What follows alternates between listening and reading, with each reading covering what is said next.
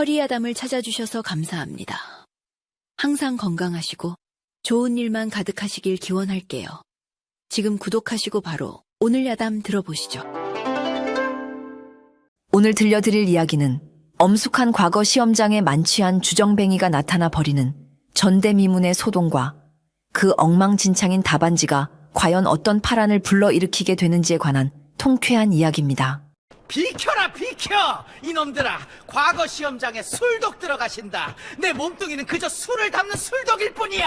갑자년 식년시가 열리던 날 새벽, 엄숙해야 할 해화문 앞이 발칵 뒤집혔습니다. 전국의 유생들이 10년 한을 풀기 위해 긴장된 표정으로 줄을 서 있는데, 코가 비뚤어지게 취한 선비 이할령이 술이 담긴 낡은 호리병을 춤추듯 흔들며 나타난 것입니다.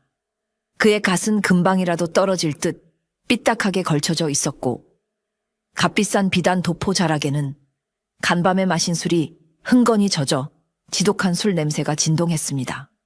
그의 행색은 과거를 보러 온 선비라기보다 저작거리에서 쫓겨난 남봉꾼에 가까웠습니다.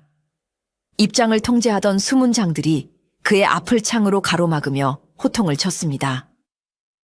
이런 미치광이를 보았나? 신성한 과거장의 술주정뱅이가 웬 말이냐? 당장 썩 물러가지 못할까? 수문장들의 서슬퍼런 기세에도 이할령은 눈 하나 깜짝하지 않았습니다. 그는 비틀거리는 몸짓으로 창끝을 슬쩍 피하며 혀 꼬부라진 소리로 껄껄 웃었습니다. 허허, 이거 보시오 군관 나으리.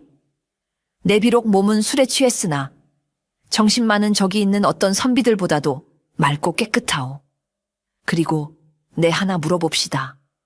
나라의 법전, 그 어디에 술 마신 자는 응시 불가라는 조항이 있소. 있다면 내 당장 목을 내놓을 것이나, 없다면 길을 비켜주는 것이 순리 아니겠소. 그의 당당하고도 허를 찌르는 궤변에 주변 선비들은 저런 미친놈이 있나 라며 웅성거렸고, 수문장은 난생 처음 듣는 해괴한 논리에 말문이 막혀 얼굴만 불그락푸르락 했습니다. 법도를 따지자니 그의 말이 틀리지 않았고, 그렇다고 들여보내자니 과거장의 기강이 무너질 것이 뻔했습니다. 수문장이 이러지도 저러지도 못하고 머뭇거리는 사이 뒤에서 기다리던 다른 유생들의 불만이 터져 나왔습니다. 뭐 하는 갠가? 저런 주정뱅이 하나 때문에 우리까지 시험을 못 보게 할 셈인가? 소란 피우지 말고 빨리 들여보내시오. 시간이 없단 말이오. 입신양명에 눈이 먼 유생들에게는 동료의 품위보다 자신의 시험이 더 중요했던 것입니다. 결국 빗발치는 아우성에 못 이겨 수문장은 들어가서 소란을 피우면 즉시 끌어낼 것이니 그리 알라고 엄포를 놓으며 마지못해 길을 터주었습니다. 이할령은 그럼 들어가서 조용히 술이나 마셔야겠구먼 이라고 너스레를 떨며 반쯤 떠밀리듯 시험장 안으로 유유히 입성했습니다. 그의 등 뒤로 수많은 선비들의 경멸과 조롱의 눈빛이 쏟아졌지만 그는 아랑곳하지 않았습니다.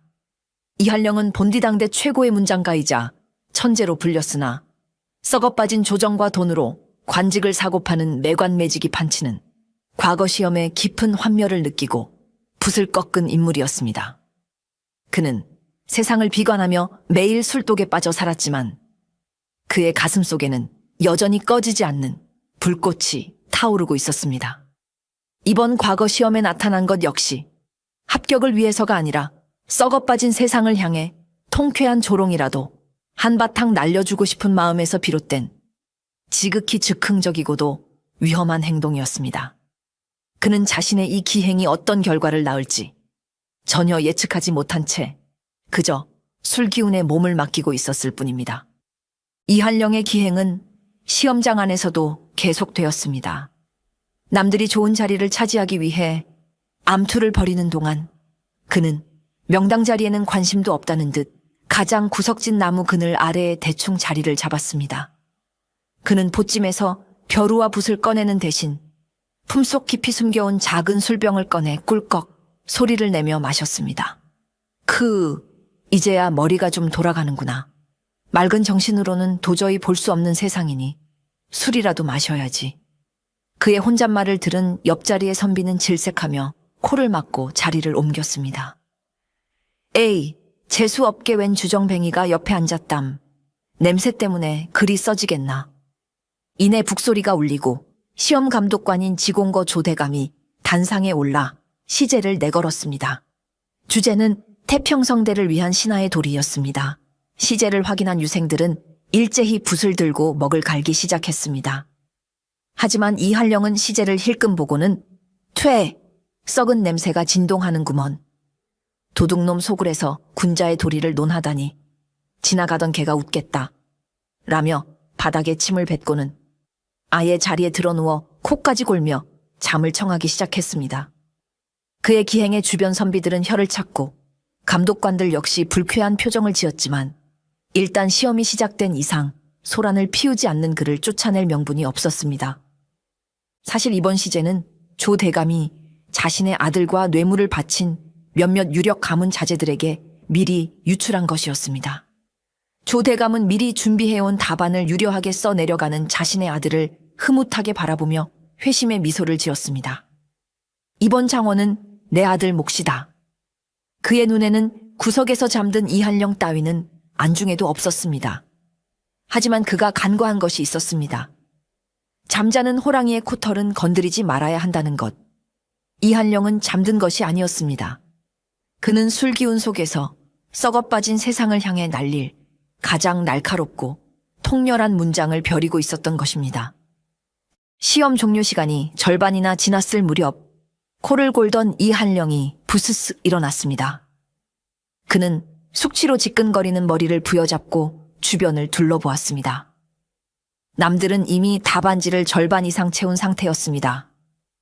한령은 그제야 주섬주섬 먹을 갈기 시작했습니다. 그런데 급하게 움직이다 물통을 엎지르는 바람에 물이 없자 그는 에라 모르겠다며 남은 술을 벼루에 부어버렸습니다. 독한 술 냄새와 묵향이 기묘하게 섞인 냄새가 진동하는 가운데 그는 마치 미친 사람처럼 벼루가 깨져라 먹을 갈았습니다. 그 모습은 그를 쓰려는 선비가 아니라 싸움터에 나가기 전 칼을 가는 장수의 모습과도 같았습니다. 이한령은 술을 벼루에 붓는 기행으로도 모자라 아예 돗자리를 술상 삼아 본격적인 술판을 벌이기 시작했습니다. 그는 품속에서 말린 육포 조각을 꺼내 질겅질겅 씹으며 마치 주막에라도 온 것처럼 유유자적하게 술을 마셨습니다. 그의 기행에 주변 선비들은 경악을 금치 못했습니다. 신성한 과거 시험장에서 술판을 벌이는 것은 전대미문의 사건이었기 때문입니다. 저자가 미쳐도 단단히 미쳤구나. 당장 저자를 끌어내시오. 여기저기서 고성이 터져 나왔고 결국 감독관 하나가 인상을 찌푸리며 이한령에게 다가왔습니다. 여보시오, 여기가 어디라고 감히 술판을 벌이는 게요. 당장 그만두지 않으면 국법으로 다스릴 것이요. 하지만 이한령은 감독관의 호통에도 눈 하나 깜짝하지 않았습니다. 그는 오히려 술잔을 내밀며 말했습니다. 나으리도 한잔하시겠소. 이 좋은 술을 어찌 혼자 마시겠소. 자, 사양 마시고. 그의 능청스러운 태도에 감독관은 할 말을 잃고 얼굴만 붉혔습니다. 이놈이. 감독관이 그의 멱살을 잡으려던 찰나 이한령의 눈빛이 순간 서늘하게 변했습니다. 나으리, 제가 술을 마시는 것이 국법을 어긴 것이라면 나라 돈으로 기생집에서 술판을 벌이는 높으신 양반들은 어찌해야 합니까? 저는 제 돈으로 마시지만 그들은 백성의 피로 마시지 않소. 어느 쪽이 더 큰 죄입니까? 그의 뼈 있는 질문에 감독관은 아무런 대답도 하지 못하고 물러설 수밖에 없었습니다. 이한령의 소란은 시험장 전체의 분위기를 뒤흔들었습니다. 미리 시제를 알고 있던 선비들은 집중력이 흐트러져 안절부절 못했고 실력 없는 선비들은 아예 붓을 놓고 그의 기행을 구경하기 시작했습니다. 단상에 앉아있던 조 대감은 분노로 몸을 떨었지만 섣불리 그를 끌어냈다가는 오히려 더 큰 소란이 일어날까 두려워 이러지도 저러지도 못했습니다. 그는 속으로 시험만 끝나봐라. 저놈의 목을 당장 베어버릴 것이다라고 다짐하며 주먹을 불끈 쥐었습니다. 이한령은 그런 조 대감의 속마음을 꿰뚫어 보기라도 한 듯 그를 향해 술잔을 높이 들어 보이며 비웃음을 날렸습니다. 이한령의 행동은 단순한 술주정이 아니었습니다. 그것은 썩어빠진 과거 제도와 부패한 권력에 대한 정면 도전이자 고도로 계산된 시위였습니다. 그는 자신의 기행을 통해 이 시험이 얼마나 위선적이고 불공정한지를 만천하에 폭로하고 싶었던 것입니다. 그는 자신의 목숨을 걸고 이 거대한 연극의 판을 뒤엎을 준비를 하고 있었습니다. 그의 술판은 곧이어 닥쳐올 거대한 폭풍의 전주곡과도 같았습니다. 드디어 북소리가 울리고 시험 감독관인 지공거 조 대감이 위험 있는 표정으로 단상에 올라 시제를 내걸었습니다. 주제는 태평성대를 위한 신하의 도리였습니다. 겉으로는 나라의 안녕과 신하의 충심을 묻는 지극히 교과서적인 주제였지만 그 속에는 검은 속내가 숨어 있었습니다. 사실 이 시제는 조 대감이 자신의 아들 조민준과 막대한 뇌물을 바친 몇몇 유력 가문의 자제들에게 미리 유출한 것이었습니다. 그들은 이미 몇 달 전부터 이 주제에 맞춰 당대 최고의 문장객에 대피를 부탁하거나 모범 답안을 통째로 외워온 상태였습니다. 시제가 내걸리는 순간 조민준을 비롯한 부정응시자들은 약속이나 한 듯이 서로 눈빛을 교환하며 회심의 미소를 지었습니다. 그들의 얼굴에는 긴장감 대신 이미 합격이라도 한 듯한 오만함이 가득했습니다. 조대감은 자신의 아들과 뇌물을 바친 자들이 일제히 미소를 지으며 망설임 없이 붓을 드는 것을 보고 흡족한 미소를 지었습니다. 이번 장원은 내 아들 몫이다.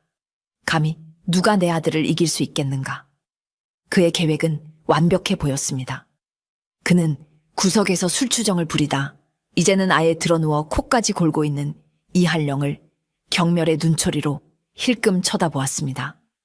저런 버러지 같은 놈과 같은 공간에 있다는 것 자체가 수치로구나. 하지만 조 대감의 비웃음과 달리 구석에 잠들어 있던 이한령은 모든 것을 듣고 있었습니다. 그는 시제를 듣는 순간 퇴, 썩은 냄새가 진동하는 구먼, 도둑놈 소굴에서 군자의 도리를 논하다니 지나가던 개가 웃겠다 라며 바닥에 침을 뱉었습니다.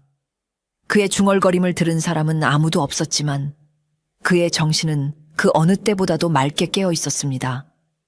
그는 이 시제가 유출되었다는 사실을, 그리고 이 시험이 공정한 경쟁이 아닌 부패한 자들의 짜고 치는 연극이라는 사실을 이미 간파하고 있었던 것입니다. 그는 잠든 척 눈을 감고 있었지만 그의 머릿속에서는 이 위선적인 연극을 어떻게 하면 가장 통쾌하게 망쳐버릴 수 있을지에 대한 계획이 소용돌이치고 있었습니다. 이한령은 일부러 시험 종료 시간이 절반이나 지나도록 움직이지 않았습니다. 남들이 열심히 답안을 작성하는 동안 그는 태평하게 낮잠을 자는 척하며 조 대감과 부정응시자들의 안색을 살폈습니다.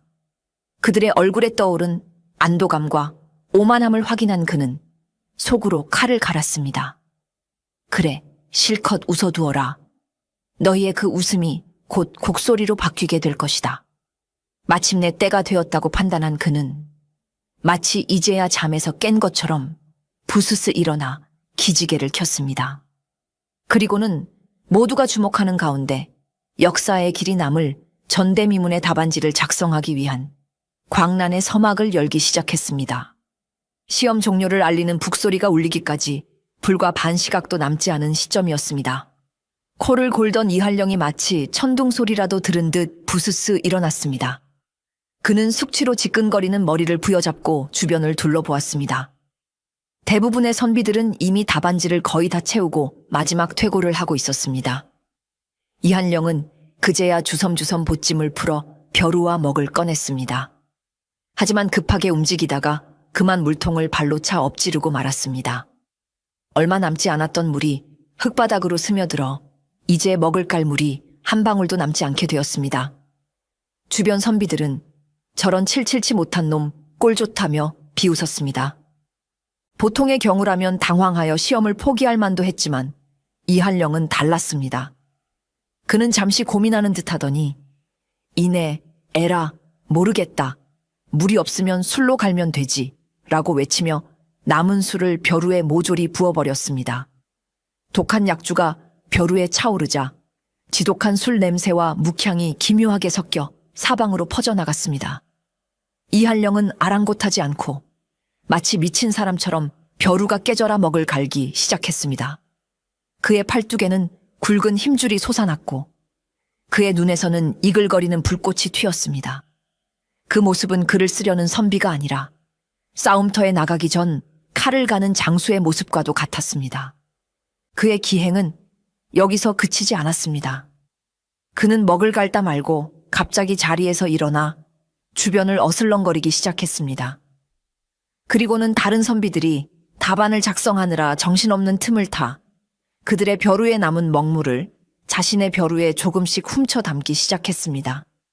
이보시오. 지금 뭐 하는 짓이오?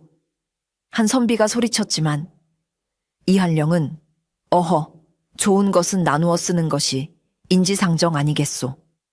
어차피 당신 글은 낙방일 텐데 먹물이라도 좋은 데 쓰면 좋지 않소 라고 뻔뻔하게 대꾸했습니다.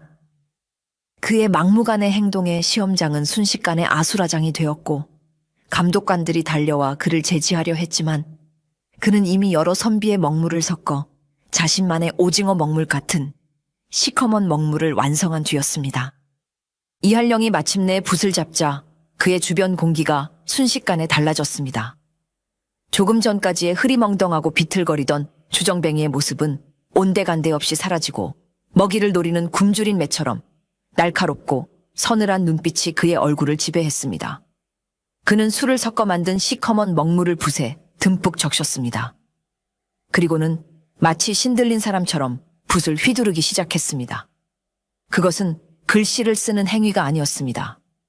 그의 몸은 술에 취한 듯 흐느적거렸지만 붓끝은 한치의 오차도 없이 종이 위에서 칼춤을 추는 듯 했습니다. 획은 거칠었으나 뼈대가 있었고 글자들은 살아서 꿈틀거리는 용처럼 종이 위를 내달렸습니다. 옆자리의 선비는 그 압도적인 기세에 눌려 자신의 붓을 떨어뜨릴 정도였습니다. 그의 필법은 기존의 서예와는 완전히 다른 그야말로 취필이었습니다. 정제된 예서나 단정한 해서가 아닌 감정이 폭발하는 듯한 광초였습니다. 글자들은 서로 뒤엉키고 때로는 종이 밖으로 삐져나갈 듯 기세를 떨쳤지만 그 속에는 놀랍도록 정교한 균형과 조화가 있었습니다.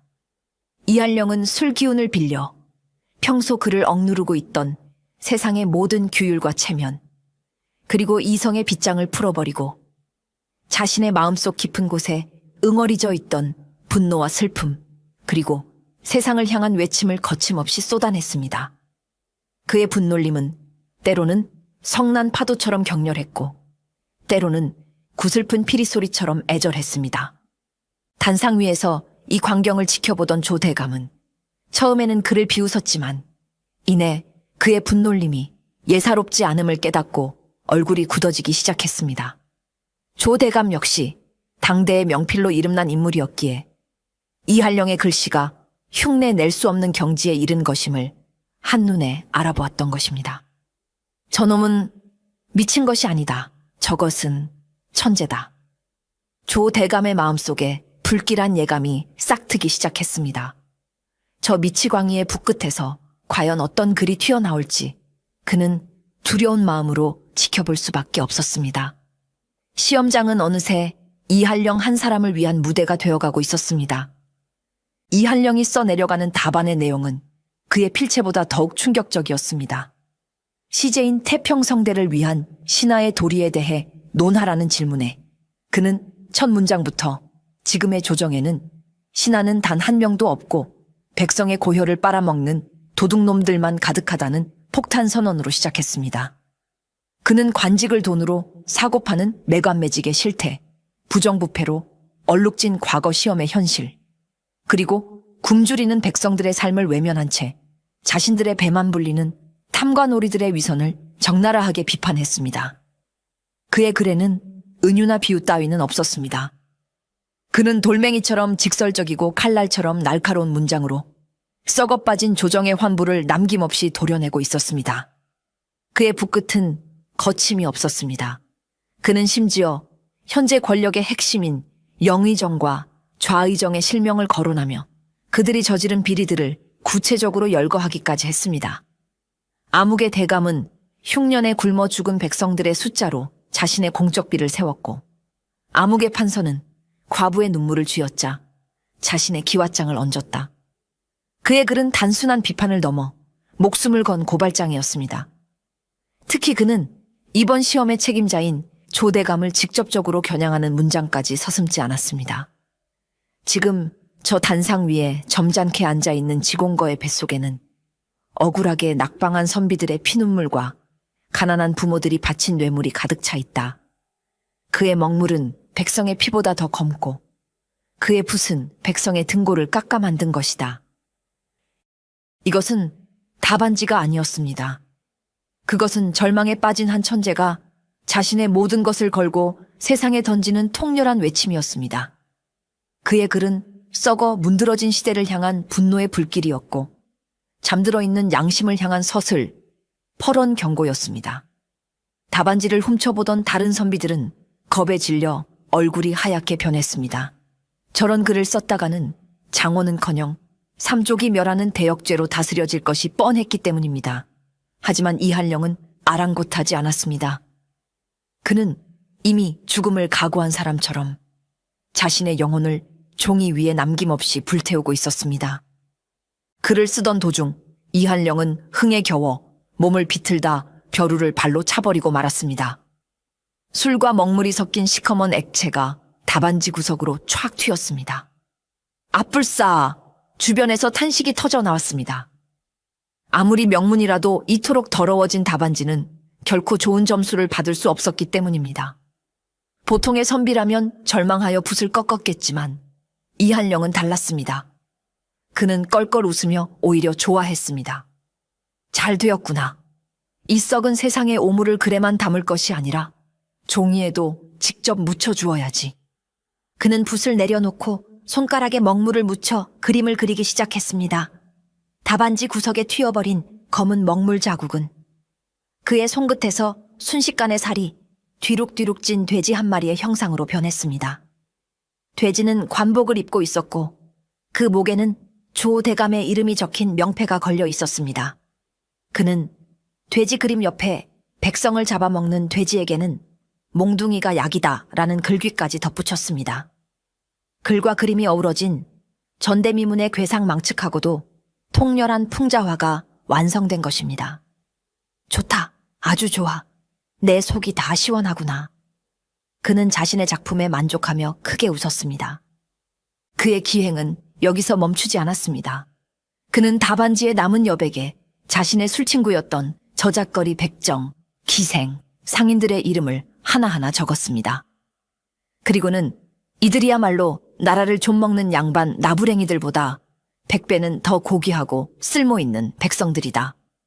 만약 나를 관리로 뽑으려거든 이들과 함께 등용하라는 황당무계한 요구까지 적었습니다. 그의 답안지는 이제 걷잡을 수 없는 혼돈의 장이 되어가고 있었습니다. 그것은 기존의 모든 형식과 권위를 조롱하고 파괴하는 하나의 거대한 예술 행위와도 같았습니다. 둥둥둥. 마침내 시험 종료를 알리는 북소리가 울려 퍼졌습니다. 그만 모두 붓을 놓으시오. 감독관의 외침에 선비들은 분주하게 답안지를 정리하기 시작했습니다. 이한령은 마지막 마침표를 찍듯이 자신의 손바닥에 먹물을 묻혀 답안지 맨 끝에 붉은 인장처럼 쾅 하고 찍었습니다. 그리고는 붓을 허공에 휙 던져버렸습니다. 그는 비틀거리는 걸음으로 단상 앞으로 나가 자신의 엉망진창이 된 답안지를 제출했습니다. 답안지를 받아든 감독관은 술 냄새와 해괴한 그림에 기겁하며 그를 경멸의 눈초리로 쳐다보았습니다. 이한령은 그런 감독관을 향해 씩 웃으며 말했습니다. 나으리, 잘 읽어보시오. 혹여 읽다가 막히는 부분이 있거든. 술 한 잔 걸치고 다시 읽어보시면 그 뜻이 명확해질 것이오. 술이 깨면 나 역시 내가 뭐라 썼는지 잘 모를 터이니 부디 맨정신일 때 잘 판단하시오. 그는 마지막 조롱의 말을 툭 내뱉고는 긴장이 풀렸는지 그대로 단상 아래에 대자로 뻗어 코를 골며 기절해버렸습니다. 마지막까지 보통 사람으로서는 상상할 수 없는 기행이었습니다. 사람들은 혀를 차며 미친놈이 신성한 과거장을 더럽혔다고 수군거렸고, 감독관들은 불쾌한 표정으로 나졸들을 불러 그를 시험장 밖으로 끌어내게 했습니다. 이한령이 끌려나가는 순간 조 대감은 안도의 한숨을 내쉬었습니다. 이제 저 미친놈은 끝이다. 내 반드시 저놈을 국법으로 다스려 본보기로 삼을 것이다. 그는 이한령의 답안지가 당연히 불합격 처리될 것이라 믿어 의심치 않았습니다. 하지만 그는 이한령이 남긴 그 돼지 그림이 자신의 목에 칼을 겨누게 될 줄은 꿈에도 생각하지 못했습니다. 이한령은 비록 몸은 끌려나갔지만 그의 영혼이 담긴 답안지는 이제부터 진짜 싸움을 시작할 준비를 하고 있었습니다. 채점 시간이 되자 시관들은 수백 장의 답안지를 검토하기 시작했습니다. 대부분의 답안지는 시제를 충실히 따랐으나 독창성 없이 판에 박힌 내용들 뿐이었습니다. 그러던 중 한 시관이 이한령의 답안지를 발견하고는 경악을 금치 못했습니다. 날아갈 듯 호방한 초서체로 쓰인 글씨와 조정을 능멸하는 반역에 가까운 내용, 그리고 해괴한 돼지 그림까지. 그는 자신의 눈을 의심하며 몇 번이고 답안지를 다시 읽었습니다. 그는 혼자 감당할 수 없는 문제라고 판단하고 떨리는 손으로 답안지를 지공거인 조 대감에게 가져갔습니다. 조 대감은 답안지를 받아들고 첫 문장을 읽는 순간 얼굴이 불그락푸르락해졌습니다. 자신의 비리를 정확히 꿰뚫어 보고 조롱하는 내용에 그는 분노를 참지 못하고 책상을 내리치며 소리쳤습니다.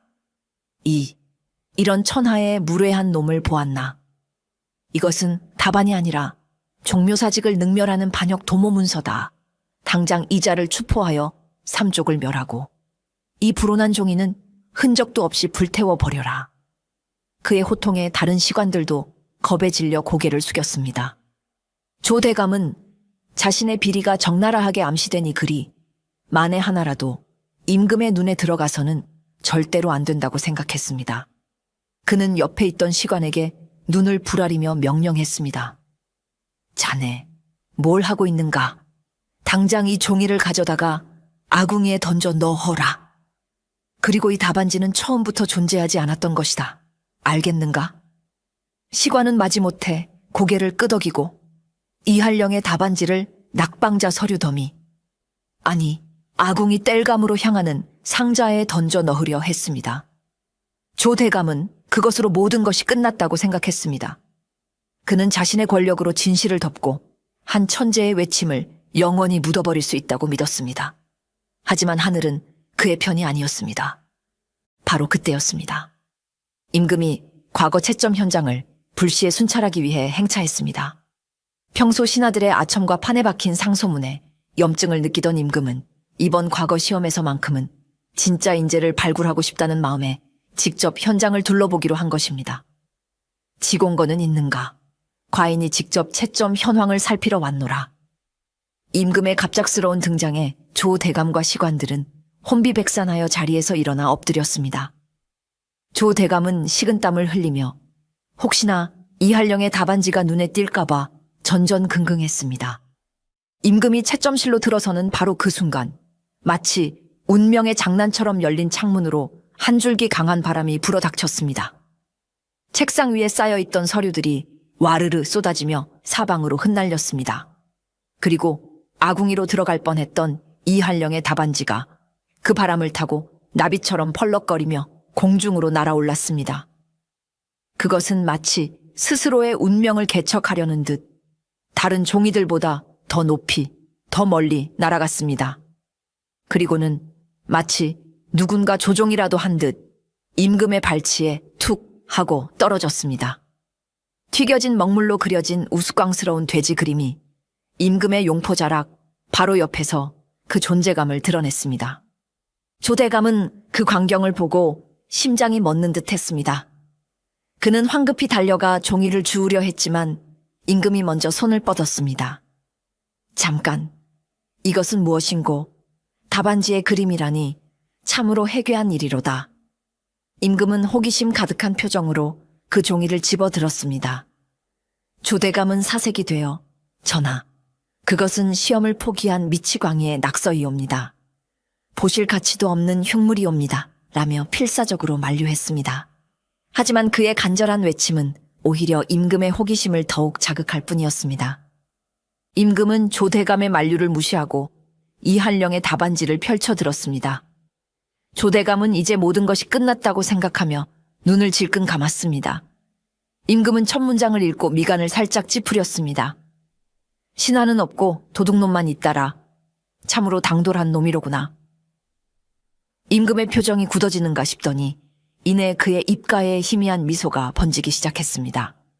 그리고 다음 문장을 읽으면서 그는 마침내 참지 못하고 푸아하하 하는 호탕한 웃음소리를 터뜨렸습니다. 그의 웃음소리는 채점실 전체를 뒤흔들 만큼 크고 유쾌했습니다. 시관들은 어리둥절한 표정으로 서로를 쳐다볼 뿐이었습니다. 임금은 배를 잡고 웃으며 말했습니다. 재미있다. 실로 통쾌하다. 과인이 평소 하고 싶었으나 차마 입 밖에 내지 못했던 말을 이 종이 한 장이 대신 해주고 있구나. 그는 단숨에 답안지를 끝까지 읽어 내려갔습니다. 조정을 비판하는 날카로운 문장을 읽을 때는 고개를 끄덕였고 자신의 이름이 적힌 돼지 그림을 보고는 조대감을 쳐다보며 허허 지공거. 이 돼지가 어째 경을 좀 닮은 것 같지 않소? 라고 농을 던지기까지 했습니다. 조대감은 얼굴이 흙빛으로 변해 아무 말도 하지 못하고 바닥에 머리만 조아릴 뿐이었습니다. 임금은 웃음을 거두고 엄숙한 표정으로 시관들에게 물었습니다. 이 답안을 쓴 자의 이름이 무엇이냐? 그리고 이 답안에 대한 그대들의 평가는 어떠하냐? 시관들은 조대감의 눈치를 보며 그것은 불합격 처리되었사옵니다. 라고 기어들어가는 목소리로 대답했습니다. 그 말에 임금의 표정이 싸늘하게 굳어졌습니다. 불합격, 이런 명문을 불합격시켰단 말이냐? 너희는 눈이 멀었는가? 아니면 이 글에 찔리는 것이라도 있는 게냐? 과인은 이 글에서 썩어빠진 조정을 개혁하려는 충심과 백성을 구하려는 뜨거운 열정을 보았다. 이것이야말로 진정한 장원의 글이 아니고 무엇이냐? 임금의 불호령에 시관들은 그 자리에 납작 엎드려 용서를 빌었습니다. 합격자 발표 날 성균관 앞은 인파로 가득 찼습니다. 조대감은 밤새 임금에게 불려가 호된 질책을 받았지만 자신의 아들이 장원이 될 것이라는 믿음만은 버리지 않고 있었습니다. 그는 임금께서도 잠시 노하셨을 뿐 결국에는 가문 좋고 흠없는 내 아들을 뽑으실 것이다. 그 주정뱅이는 그저 잠시의 유흥거리였을 뿐이다라고 애써 스스로를 위로하며 의기양양하게 단상 옆에 서 있었습니다. 마침내 합격자를 호명하는 승지가 떨리는 목소리로 두루마리를 펼치고 장원의 이름을 발표했습니다. 근본, 식년시문과 장원, 경기도 양주 출신, 이한령. 시험장 앞은 순간 찬물을 끼얹은 듯 조용해졌습니다. 사람들은 자신의 귀를 의심했습니다. 누구? 이한령이라고? 그 시험장에서 술 마시고 뻗었던 주정뱅이? 사람들은 믿을 수 없다는 듯이 웅성거렸고 특히 미리 시제를 알고 있던 부정응시자들은 망견자실한 표정을 지었습니다. 조대감은 다리에 힘이 풀려 그 자리에 주저앉았고 그의 아들은 얼굴이 흙빛으로 변해 고개를 숙였습니다. 그때 저작거리 주막에서 막걸리를 마시다 소식을 듣고 달려온 이한령이 아직 술이 덜 깬 얼굴로 어기적거리며 나타났습니다. 그는 머리를 긁적이며 허허 이거 참 장난이 좀 심했나 보군. 누가 내 잠을 깨우는가 하며 큰 하품을 했습니다. 장원 급제자가 된 이한령은 관복을 입고 어사화를 꽂을 새도 없이 평복 차림 그대로 어전으로 불려 들어갔습니다. 그의 파격적인 장원 급제 소식은 순식간에 한양 바닥에 퍼져 백성들은 통쾌하다며 환호했고 부패한 양반들은 불안에 떨기 시작했습니다.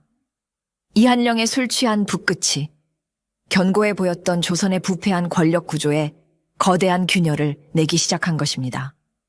이한령은 관복을 입을 새도 없이 급히 어전으로 불려 들어갔습니다. 아직도 그의 몸에서는 간밤의 술 냄새가 풀풀 풍기고 있었고 머리는 까치집을 지은 채였습니다. 그가 어전에 들어서는 순간 대신들은 일제히 코를 막고 인상을 찌푸렸습니다. 영의정이 대표로 나서 임금에게 아뢰었습니다. 전하, 신성한 어전에서 술 냄새가 진동하옵니다. 이는 종묘사직을 능멸하는 행위이오니 저 무엄한 자를 당장 하옥시키시어 국법의 준엄함을 보여주시옵소서. 다른 대신들도 기다렸다는 듯이 옳소이다.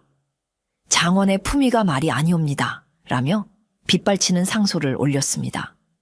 하지만 임금은 그들의 상소에도 아랑곳하지 않고 오히려 흥미로운 눈빛으로 이한령을 위아래로 훑어보았습니다. 그대가 바로 그 답안지를 쓴 이한령인가? 아직도 취해 있는가? 아니면 술이 좀 깨었는가? 임금의 질문에는 꾸짖음보다 호기심이 더 많이 묻어 있었습니다. 이한령은 비틀거리지 않고 똑바로 서서 임금의 용안을 정면으로 응시했습니다. 그의 눈빛은 더 이상 술에 취한 사람의 것이 아니었습니다. 그곳에는 맑고 깊은 지성과 세상을 향한 날카로운 비판의식이 담겨 있었습니다. 이한령은 허리를 굽히지 않고 당당하게 대답했습니다. 전하, 소신은 술에 취한 것이 아니옵니다. 썩어빠진 이 세상의 악취에 취해 잠시 비틀거린 것뿐이옵니다. 제 몸에서 나는 냄새는 술 냄새가 아니오라. 굶주린 백성들이 흘린 피눈물이 발효되어 풍기는 냄새이옵니다. 그의 뼈 있는 대답에 그를 비난하던 대신들은 순간 말문이 막혔습니다. 임금은 그의 대답에 무릎을 탁 쳤습니다. 과연 그 답안지를 쓴 자답구나. 좋다. 그럼 맨정신으로 다시 묻겠다. 내 글에서 언급한 그 수많은 도둑놈들이 지금 이 어전 안에도 있는가? 임금의 날카로운 질문에 어전의 공기는 얼음장처럼 차가워졌습니다. 모든 대신들이 숨을 죽이고 이한령의 입을 주목했습니다. 이한령은 잠시의 망설임도 없이 고개를 돌려 얼굴이 하얗게 질려있는 조 대감을 정확히 지목했습니다. 전하, 도둑에도 등급이 있는 법입니다. 좀도둑이 있는가 하면 나라를 통째로 삼키려는 대도도 있는 법이지요. 저기 앉아 계신 조 대감께서는 그 중에서도 으뜸 가는 대도라 할 수 있사옵니다. 그의 폭탄 선언의 조 대감은 자리에서 벌떡 일어나 펄펄 뛰었습니다. 이 천한 것이 감히 재상객의 누명을 씌우려 드느냐. 전하, 이는 명백한 무고이옵니다. 하지만 이한령은 조 대감의 호통에도 흔들리지 않았습니다. 그는 술 기운이 완전히 가신 듯 냉철하고 논리적인 언변으로 조 대감의 비리를 조목조목 따져 묻기 시작했습니다. 대감 어젯밤 청요리집 월향관에서 병조판서의 아들을 만나 이번 과거의 시제를 넘겨주는 대가로 금고에 열량이 든 괴짝을 받지 않으셨습니까? 안주로 나온 해삼 요리가 유난히 맛이 좋았을 것입니다. 대감께서 드신 그 술맛이 어찌나 궁금하던지 제가 그 집 지붕 위에서 밤새 침만 삼켰습니다. 그의 증언은 너무나도 구체적이어서 조 대감은 반박할 말을 찾지 못하고 네, 네가 어찌 그것을 이라며 말을 더듬었습니다. 사실 이한령이 그날 밤 술을 마시게 된 결정적인 이유는 우연히 청교리집 지붕 위에서 낮잠을 자다가 조 대감이 시제를 파는 현장을 목격했기 때문이었습니다. 그는 공정한 경쟁이란 존재하지 않는다는 사실에 깊은 절망감을 느끼고 모든 것을 포기하는 심정으로 술을 마셨던 것입니다. 그리고 술김에 이왕 이렇게 된 거 깽판이나 제대로 치고 끝내자는 생각으로 과거장에 들어왔던 것입니다. 그의 증언은 계속되었습니다. 대감, 그 괴짝은 아직 대감의 사랑방, 붓글씨 족자 뒤 비밀 공간에 그대로 있지 않습니까? 지금이라도 금부도사를 보내면 제 말이 참인지 거짓인지 알 수 있을 것입니다. 이한령의 구체적인 증언은 어전에 거대한 파문을 일으켰습니다. 조 대감은 펄펄 뛰며 저놈은 미치광이요 요망한 혀로 조정을 이간질하려는 첩자일 것입니다. 라고 외쳤지만 그의 이마에는 이미 식은땀이 비오듯 흐르고 있었습니다. 이한령은 멈추지 않고 조 대감이 그동안 저질러왔던 다른 비리들까지 낱낱이 폭로하기 시작했습니다. 그는 매관매직의 장부를 어디에 숨겨두었는지, 뇌물로 받은 땅 문서가 누구의 명의로 되어 있는지, 심지어 그가 아끼는 첩의 집에 숨겨둔 비자금의 액수까지 정확히 읊었습니다. 그것은 마치 모든 것을 직접 본 사람만이 할 수 있는 소름 끼치도록 정확한 증언이었습니다. 대신들은 경악했고 임금의 얼굴은 분노로 굳어졌습니다. 이할령은 마지막으로 조 대감에게 물었습니다. 대감, 신하의 도리가 무엇이라 생각하십니까?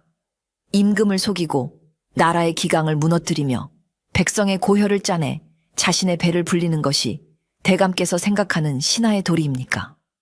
대감의 답안지에는 분명 청렴과 충심이라 쓰여 있었을 것입니다.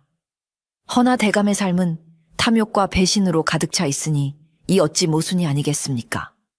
이할령의 논리정연하고 날카로운 공격에 조 대감은 결국 아무런 반박도 하지 못하고 그 자리에 주저앉고 말았습니다. 그의 위선적인 가면이 만천하에 벗겨지는 순간이었습니다. 이할령이 이 모든 것을 알 수 있었던 것은 단순히 지붕 위에서 엿들었기 때문만은 아니었습니다. 그는 오랫동안 술꾼으로 위장하며 저작거리를 떠돌 때 억울한 일을 당한 백성들의 하소연을 수없이 들어왔습니다. 그는 그들의 증언과 자신이 직접 발로 뛰며 모은 정보들을 바탕으로 조 대감을 비롯한 부패한 권력자들의 비리장부를 머릿속에 차곡차곡 정리해두고 있었던 것입니다. 그의 만취한 듯한 행동은 사실 진실을 감추기 위한 고도의 위장이었을지도 모릅니다. 이할령의 구체적인 증언과 증거 제시에 조 대감은 꼼짝없이 덜미가 잡혔습니다. 임금은 즉시 금부도사에게 명하여 조 대감의 집과 월향관을 급습하게 했습니다. 얼마 지나지 않아 금부도사는 이할령의 말대로 조 대감의 사랑방 비밀 공간에서 시제가 적힌 밀서와 금고의 상자를 찾아냈고 월향관의 주인으로부터 조 대감이 병조판서의 아들과 만났다는 자백까지 받아냈습니다. 모든 증거가 이할령의 증언과 정확히 일치했습니다. 조 대감은 더 이상 변명할 여지 없이 자신의 죄를 인정할 수밖에 없었습니다. 이 사건을 계기로 이할령이 단순히 술에 취해 헛소리를 한 것이 아니라는 사실이 만천하에 드러났습니다. 그는 부패한 권력의 치부를 정확히 꿰뚫어 보고 자신의 목숨을 걸고 그것을 세상에 폭로한 의로운 내부 고발자였습니다. 그가 시험장에서 보였던 모든 기행들은 썩어빠진 세상에 대한 절망과 분노의 표현이었으며 동시에 진실을 밝히기 위한 고도의 전략이었던 셈입니다. 대신들은 이제 그를 주정뱅이가 아닌 두려움을 모르는 천재로 바라보기 시작했습니다. 이할령은 임금에게 고했습니다. 전하, 소신이 술을 마신 것은 맨정신으로는 이 부조리한 세상을 견딜 수 없었기 때문입니다. 하지만 이제 전하께서 진실의 편에 서 계시니 소신은 더 이상 술에 의지하지 않아도 될 것 같습니다. 그의 말에 임금은 깊이 감동했습니다. 임금은 자신이 그토록 찾아 헤매던 쓴소리를 마다하지 않는 진짜 충신을 마침내 얻었다는 생각에 기쁨을 감추지 못했습니다. 이할령의 취중 답안지는 한 사람의 인생뿐만 아니라 조선의 역사를 바꾸는 거대한 나비 효과를 일으키기 시작했습니다. 임금은 대노하여 어전 회의를 소집하고 조 대감과 그와 결탁한 모든 관리들의 죄를 엄히 물었습니다. 과거 시험은 나라의 백년대계를 위한 가장 중요한 행사건을 너희는 사사로운 욕심에 눈이 멀어 나라의 기강을 무너뜨리고 짐을 능멸하였다. 이는 대역죄에 버금가는 죄이니 국법에 따라 엄히 다스릴 것이다. 조 대감과 그 일파는 모든 관직을 박탈당하고 유배형에 처해졌으며 그들이 부당하게 모은 재산은 모두 몰수되어 굶주리는 백성들을 위한 구휼미로 사용되었습니다. 또한 이번 과거 시험은 무효로 하고 조 대감의 아들을 포함한 모든 부정 응시자들은 영원히 과거에 응시할 수 없도록 조치했습니다. 그리고 임금은 이할령을 다시 불렀습니다. 그대의 취중 분놀림이 과인이 몇 년을 두고 풀지 못했던 조정의 썩은 환부를 단칼에 도려내었다. 내 그대에게 독주 대신 이 나라를 다스릴 날카로운 붓을 내리노라. 임금은 이한령에게 종묘사직의 기강을 바로 세우고 부패를 감찰하는 사헌부의 감찰직을 제수하려 했습니다. 하지만 이한령은 고개를 저으며 그마저도 사양했습니다. 그의 파격적인 행보는 아직 끝나지 않았던 것입니다. 임금은 이한령의 뜻을 존중하면서도 그의 뛰어난 재능을 썩히는 것이 안타까웠습니다. 그래서 그에게 특별한 임무를 내렸습니다. 좋다. 그대의 뜻이 정 그러하다면 그대에게 암행어사의 직분을 내리겠다. 관복도 격식도 필요 없다.